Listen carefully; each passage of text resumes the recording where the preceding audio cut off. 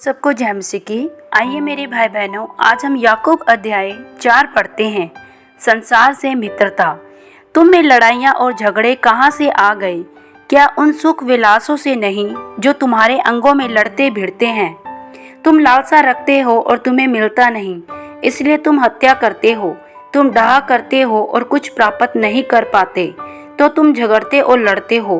तुम्हें इसलिए नहीं मिलता कि मांगते नहीं।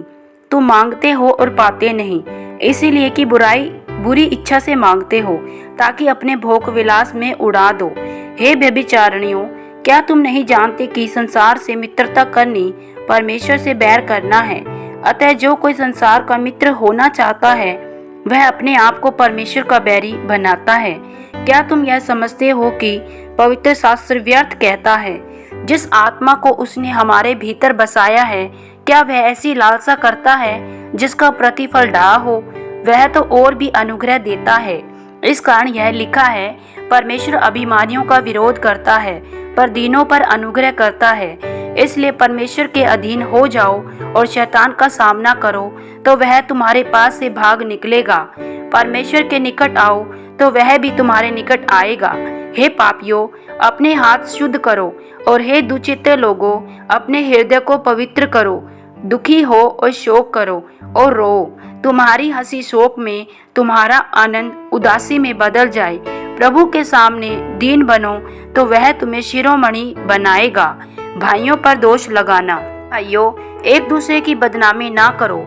जो अपने भाई की बदनामी करता है या भाई पर दोष लगाता है, वह व्यवस्था की बदनामी करता है और व्यवस्था पर दोष लगाता है। यदि तू व्यवस्था पर दोष लगाता है, तो तू व्यवस्था पर चलने वाला नहीं, पर उस पर हाकिम ठहरा।